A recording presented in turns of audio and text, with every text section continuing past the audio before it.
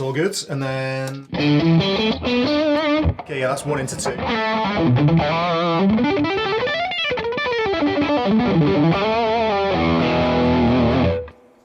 And then this is 2 into 1, so it's smooth. That's killer. And then with this as well.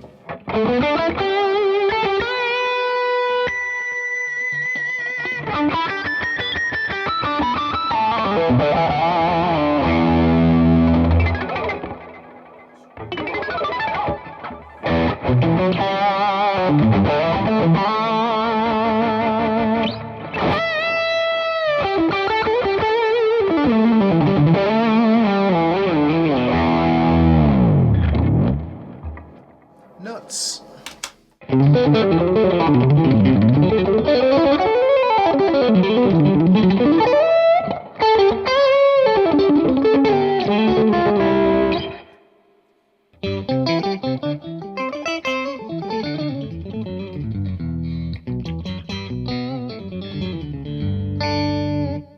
Awesome. Staggeringly awesome. Wicked. Hey guys, welcome to That Pedal Show. Dan here. Mick here. I am delighted to have with us today Mr. Tom Quayle. I'm not playing guitar today, and I may never play guitar again, let's be honest. Yes, so thank you so much for coming in. Thank you for inviting me. No, absolutely our pleasure. So, a couple of months ago, I met Tom for the first time, and Tom asked me to build a pedalboard for him, which we've done, and are delivering today. Oh, it's so exciting. So, we're just going to go through some sounds and Yeah. do some pedals but first of all, for you guys who maybe are not aware of Tom's work, incredible jazz fusion guitar player, is that what you describe yourself More as? fusion these days, if whatever that means, but yeah, jazz trained. If you Okay, like. very good. So yeah.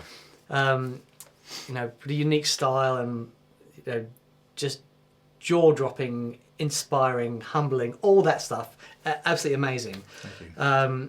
So, a brief background of how you got to where you are now with your playing. Yeah. What are the stuff that you heard and sort of turned you on? And Okay. So I started when I was 15. My dad is a ridiculous... I always have to say this because my dad is kind of the reason I play guitar, so I have to get it in there. So my dad is an incredible fingerstyle guitar player, and I mean incredible. So he plays all of that Tommy Emmanuel, Doyle Dykes, Leo Kottke really, really well. And he's a collector as well, so he collects acoustic guitars. So there was always this big thing in our house with guitars, and everyone in my family plays. Right. But yeah, when I was 15, my dad actually, and I was speaking to Mick about this earlier on in terms of magazines, my dad bought me a Guitar Techniques magazine. Right. I had a guitar, but I didn't really play it very much. And that Guitar Techniques magazine, I had Dave Kilminster playing some Steve Vai stuff, and that was it. Dave's the man. He is the man. The absolute legend. And I just knew that guitar was for me. So I learned initially a load of kind of Wild Hearts and kind of punk band power chord stuff initially, very early, and got very quickly into Steve Vai, Joe Satriani, Dream Theater, all that kind of stuff. And that lasted a little while, and then I had lessons for a year because there was a guy who was fairly close to us who was an incredible guitar player, and he's actually the reason I tune in all fourths as well. Which I was going to bring that up because,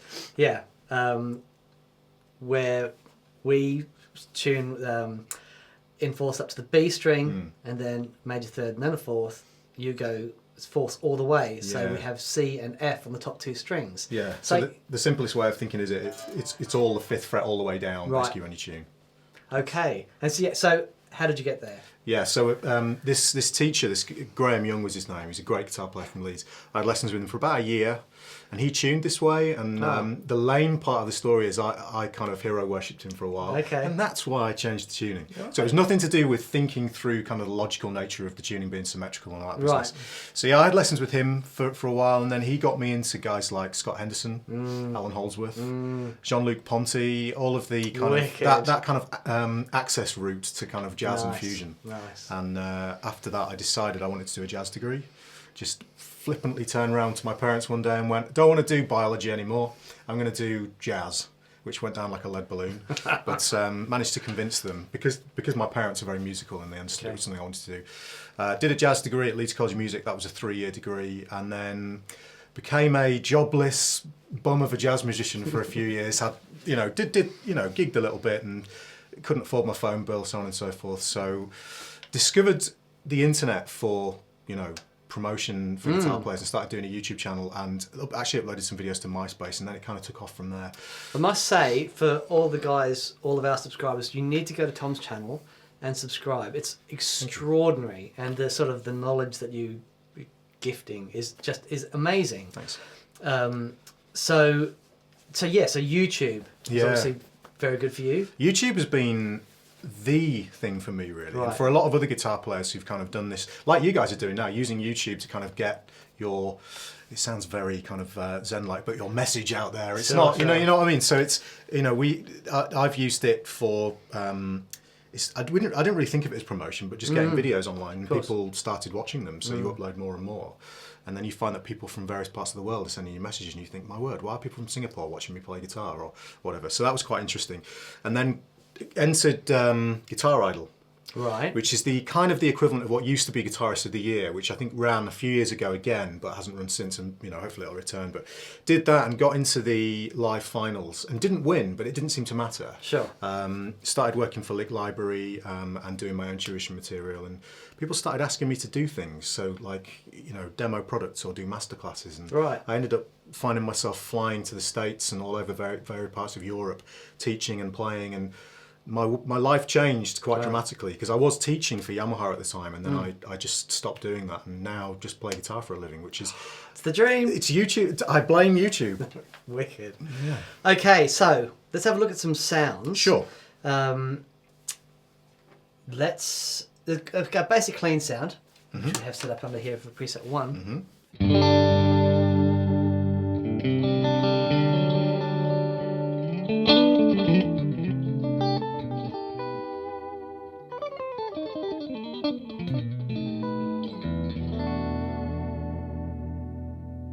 I just love that delay. It's beautiful, isn't it? It's incredible. Yeah, it is Absolutely amazing.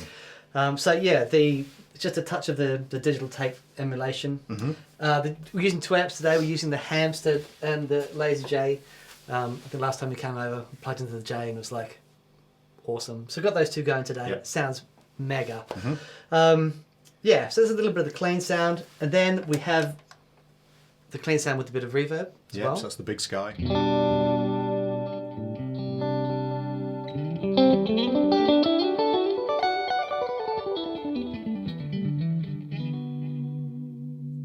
So nice.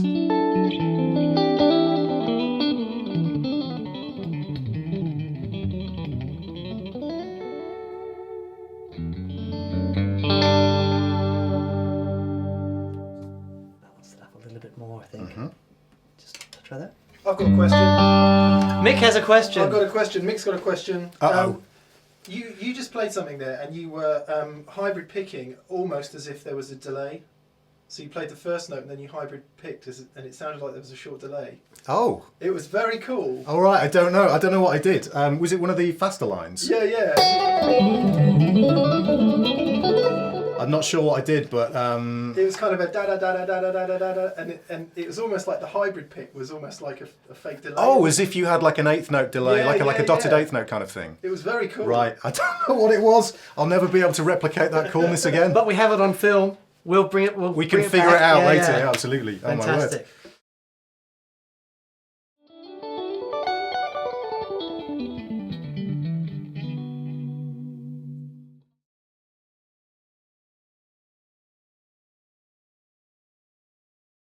So when you visited us the first time, and we had to play with some pedals. Yes. And we pulled out the Strymons, and it was kind of. It's pretty obvious that was the way to go. And I know you see these on a lot of boards. Yeah. But there's a reason for that. Yeah. You know, and they do sound epic. Well, when you showed me the idea with the analog through, the drive through as well, that was a real turning point for me in terms of. I mean, I'd never thought about it before because I have quite a few delay pedals. The Big Sky was new to me, but I used to own a Timeline. And I sold it when I got an Axe FX2 and regret it. You know, one of those things where you sell a piece of gear? I'm going. It's like I used to, I know. It's like I used to own a Mesa Boogie V-Twin preamp, and I sold that and I regretted it since the day I sold it. So now I've got one again. This, like, you did a real stark demonstration between the delay pedal I was using, which Yes. I won't name. No. We won't do comparisons or anything. But and this with the analog drive-through, and it really. There were two things. First of all, the tone was better, but secondly, the feel was a huge difference. I was amazed because I'd never thought about it before. I think because the way that you attack the strings. Yeah. I mean, it's astonishing, but there's so much information in those notes. It's so clean and pure, and there's so much tone there. And it was, I think there are players that perhaps it wouldn't be that obvious with, but because of the way that you play, it was so apparent. Yeah, I mean, I could tell immediately. Yeah, and having that really clean analog through. Keeping all your transients intact and all your, so that was fantastic. Yeah. So that's how we've ended up with these two. Yes.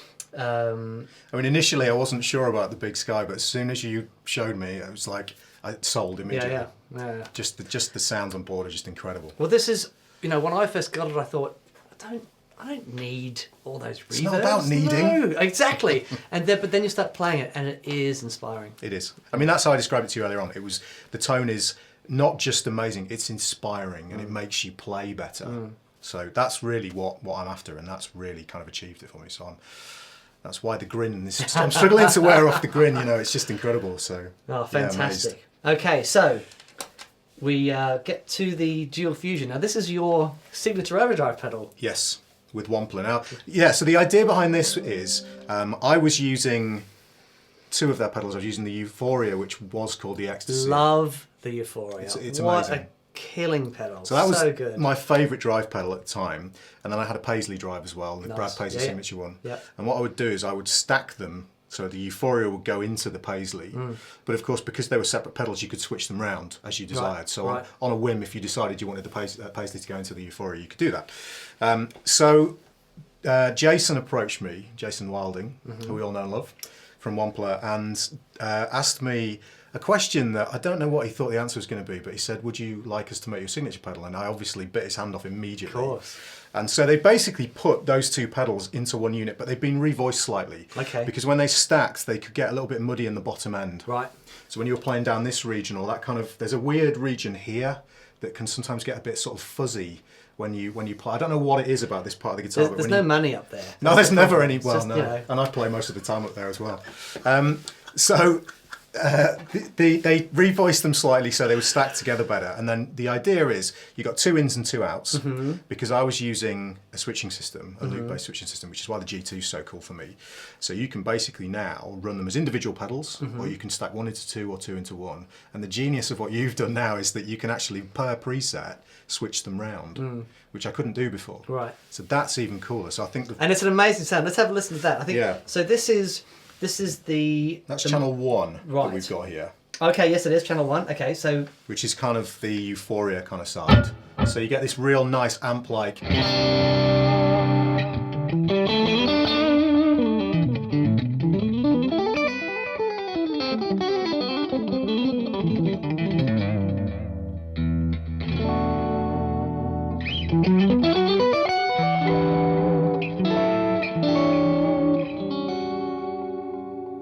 Very, very clear, and the pick response is incredible. Yeah, that's the first thing I noticed about the Euphoria. So dynamic, and it handles everything beautifully. I mean, it's basically, if you play lightly, it's clean.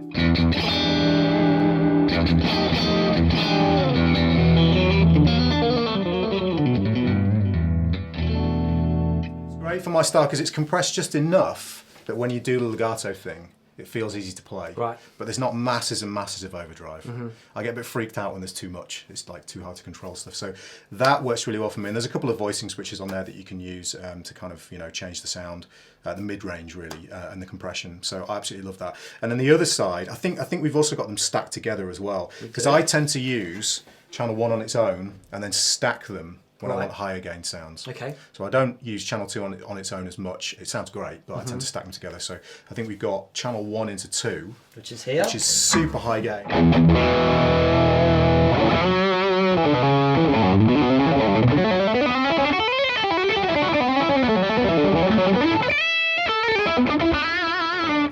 just it's like 80s territory almost. You need some spandex and a headband. It's absolutely amazing. I love it.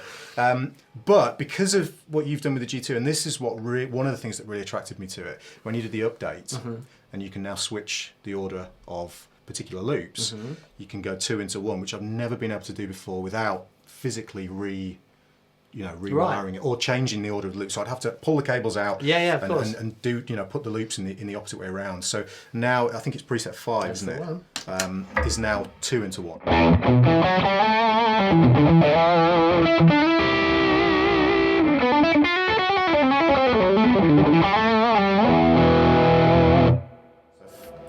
One into 2 is brighter.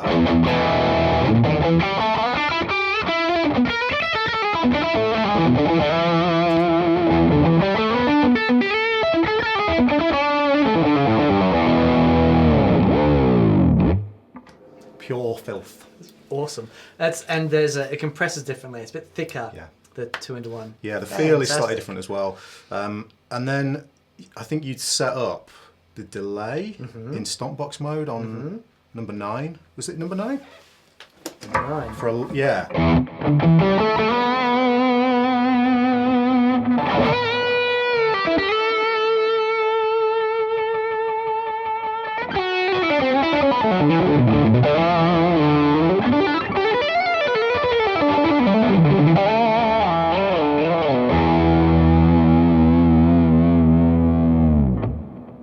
Again, that's just like my ideal high gain lead tone. It's absolutely outrageous. It's just beautiful. I'm staggered. I just want to do something. When I first saw Tom play, how such it's not the speed, they're lines. Yeah. You see a lot of guys licks and it's great, but these amazing lines that are just spinning through the air. It's incredible. But I thought to myself, the only way that's possible is for you to have an action, like a gnat off the strings. How is it possible? And then when you came over, I thought, let's see how you go with a real guitar. And I handed you my Les Paul. Guitar. So I just want you guys to see this, right? So this is my Les Paul, and there's a decent action on that. And it's a big chunky neck. It's a massive chunky neck. So there's nothing, paper thin about that one. And then if we go back to that sound.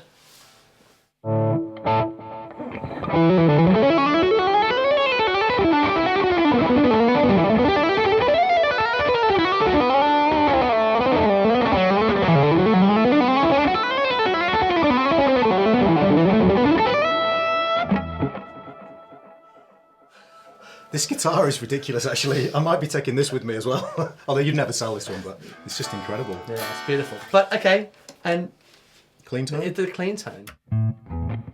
This almost with a clean tone for me is slightly more fun because I always find myself playing a little bit more aggressively. Right. With the legato thing with more overdrive.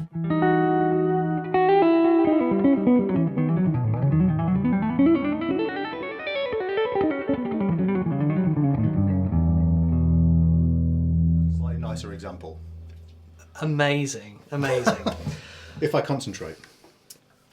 I think we've all heard licks played, but where do you get to a point that you can effortlessly play these amazing lines that just sort of join up to each other? I mean, there is an element of I find myself using.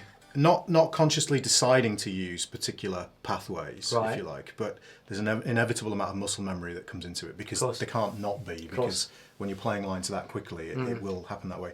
But I have spent a lot of time sat just physically exploring the fretboards, primarily because I was obsessed with fretboard knowledge and harmony. But if I took, for instance, that chord, this is an E minor major 9, and I would sit and explore.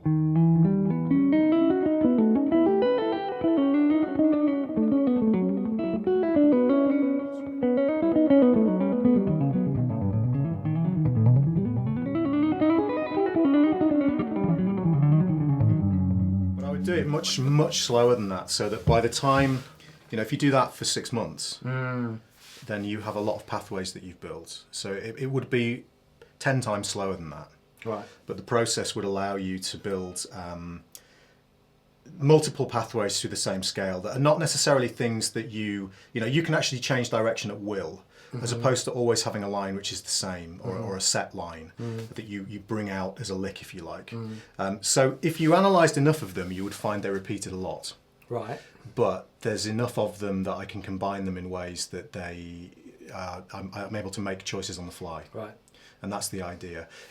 Like I keep working on this because my goal is to be more free with it. Right. And that's the thing, isn't it? It's about being free to be able to express, and because you can hear, it's like we were setting up before, and you were just playing, and Mick and I mean, it was moving.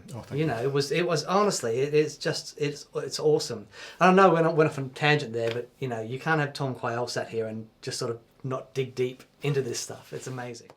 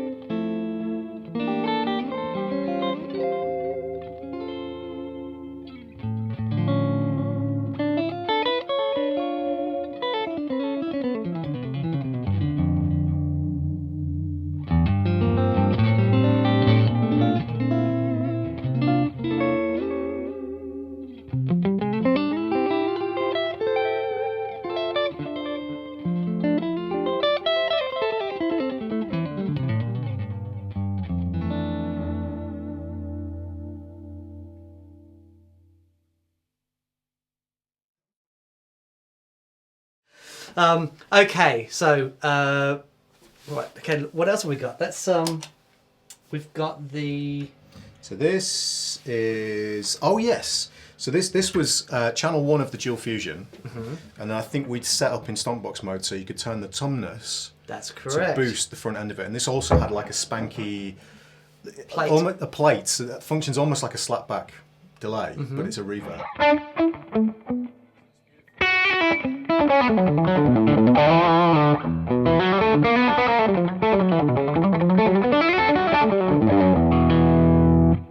This guitar is ridiculous.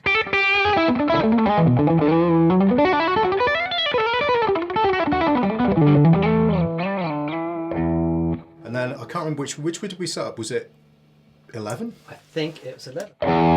It was definitely 11.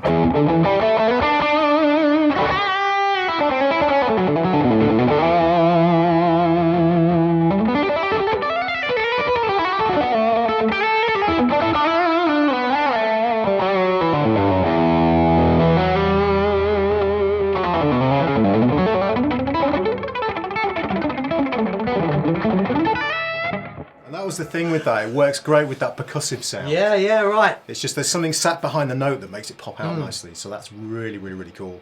And again, I love being able to just switch these in and out. That blows my mind. Again, I've never seen that before. It's just stunning. Well, it's you're a clever man. Oh, stop it. Okay, and 7 we have the H9 set up on your octave. Yeah, so this is just an octave.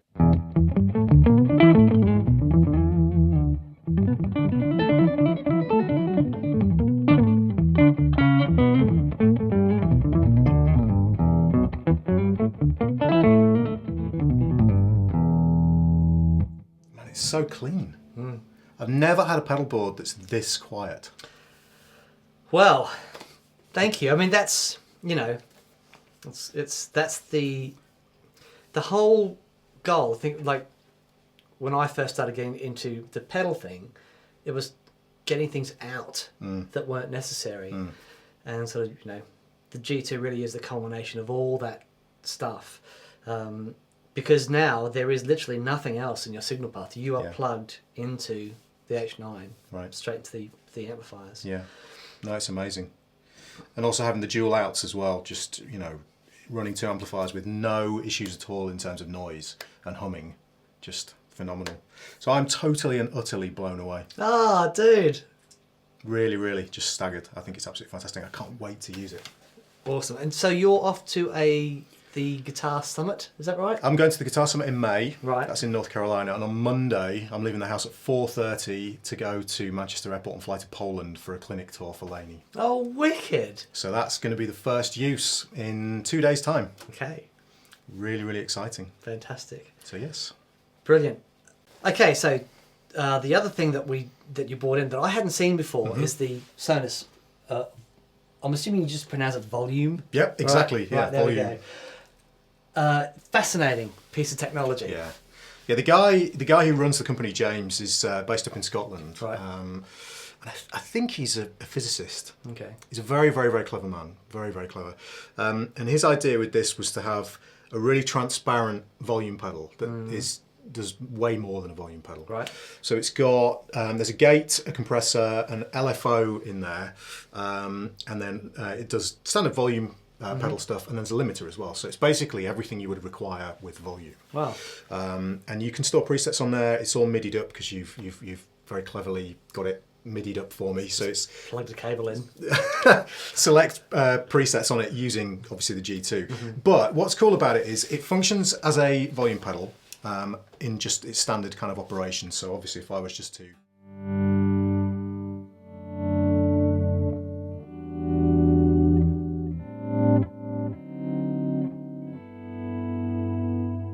and the actual pedal is really high quality, and the mechanism is guaranteed to not break. Apparently, all the things that you need. Basically, it's not going to crap out on you halfway through a gig or whatever. Right. But because it does a lot more than that. So I mean, I'll just show you one of these. But the LFO is massively programmable. Right. So this particular LFO is basically working a bit like a tremolo pedal. Wow, okay, so it's actually picking up the dynamics and... It's an envelope filter that's built into it. So Right.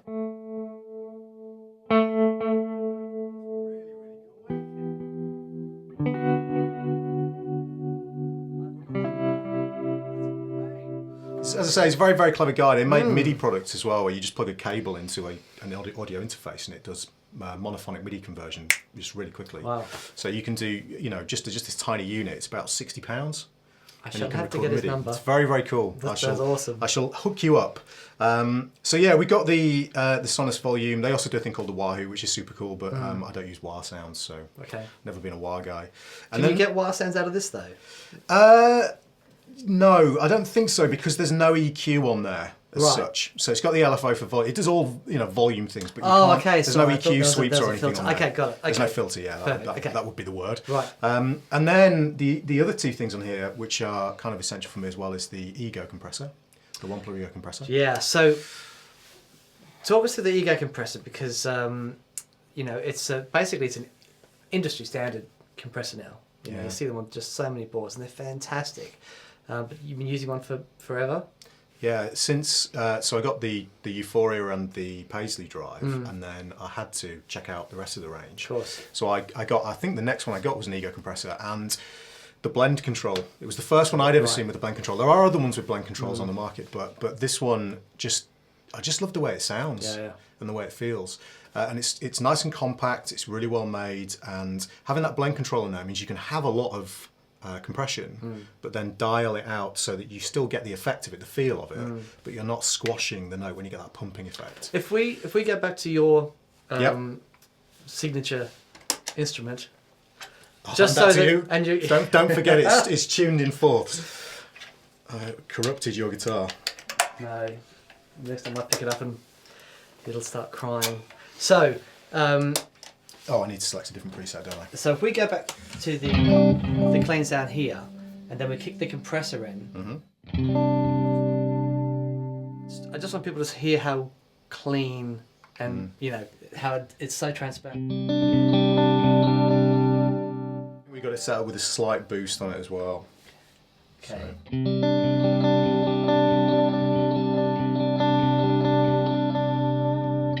So.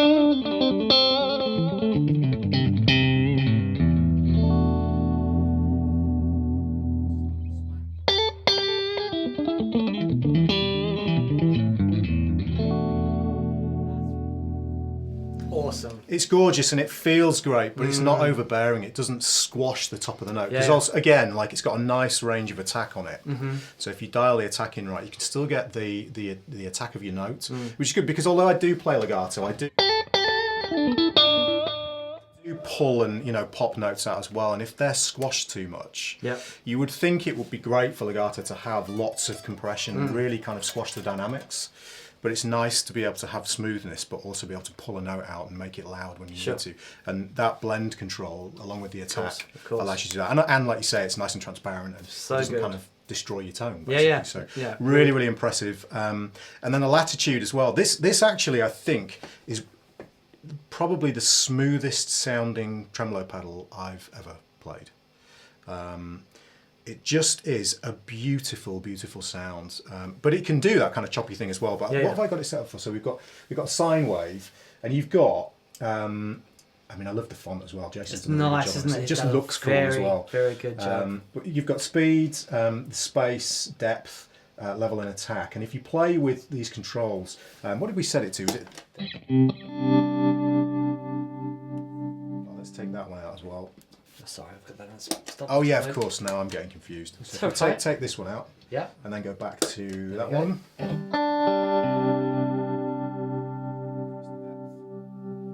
It's just so beautiful.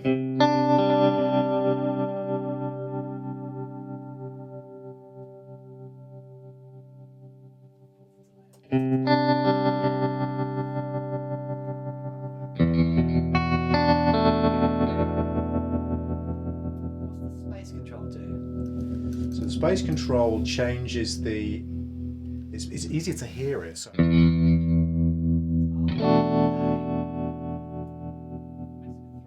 Yeah, so the space between it makes it slightly more extreme. It's basically it's sort of like a waveform shape control.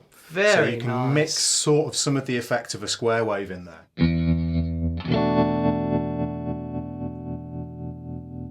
me, the smoother the better. I absolutely love it. And then you've got the attack of the waveform as well.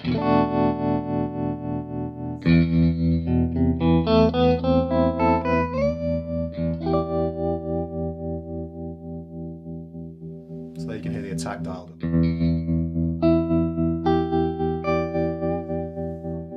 There's subdivisions as well, so if you wanted dotted eighths.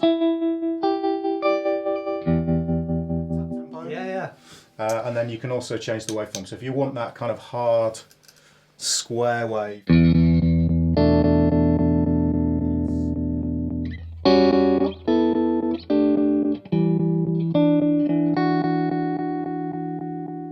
So it's very cool. Again, it's like a digital brain controlling, analog kind of sound. So it's very clever.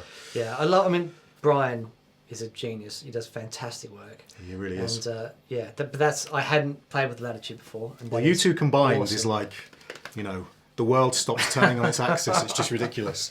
It's incredible. Fantastic. Blown away. Okay, guys. Thank you so much for coming down, Tom. It really has been such a joy, and this has been a pleasure to do for you, and just to hear you play, just awesome. Oh, it's my pleasure as well. I'm blown away by the whole thing, so thank you so much. Our pleasure. Okay, guys, next week I'm going to show you how to play a D chord. But till then, thanks for watching. We'll see you later. See you later, guys.